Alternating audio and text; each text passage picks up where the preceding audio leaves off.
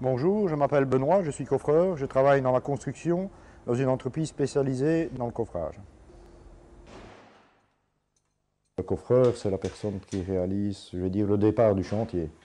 Que ce soit n'importe quel chantier, il faut quand même un petit peu être coffreur, même pour une petite maison.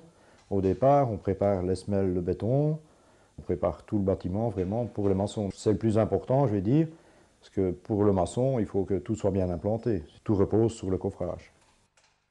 Les travaux qui nous sont confiés sont variés, donc ça part d'une dalle en béton, coffrage d'une porte, d'un linteau de porte, d'une fenêtre, des colonnes, des poutres en béton, des voiles en béton, c'est vraiment très varié. Les gens qui font appel à nous, ça passe de la petite société aux grosses sociétés pour les gros chantiers comme l'ascenseur de Strépitieux. En ce moment, on travaille sur un gros chantier, donc on va travailler assez bien en hauteur, on va monter une vingtaine de mètres de haut. C'est tous des grands voiles en béton pour faire un théâtre. Même dans un voile en béton, on nous demande de passer des câbles électriques, des réservations pour le plombier, donc on doit travailler avec tous les corps de métier. Il y a deux techniques, donc comme je le dis, le traditionnel, donc c'est que tout ce qui est le bois, et le moderne, comme on l'appelle, c'est tout le coffrage métallique.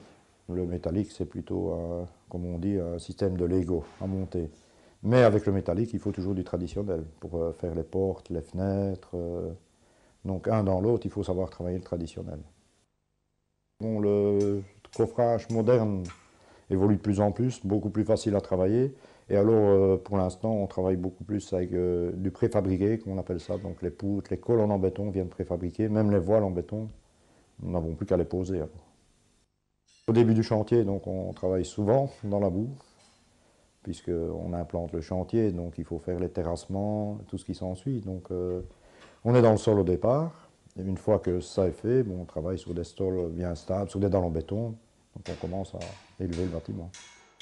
Les qualités, c'est surtout un moral solide, parce que souvent, c'est pas évident ce qu'on fait.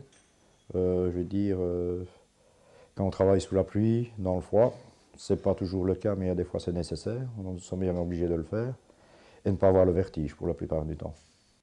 Le métier de coffreur, c'est un métier qui me plaît bien parce que c'est fort varié. Et d'un chantier à l'autre, on n'a jamais deux fois le même travail. Donc c'est ça qui est fort agréable.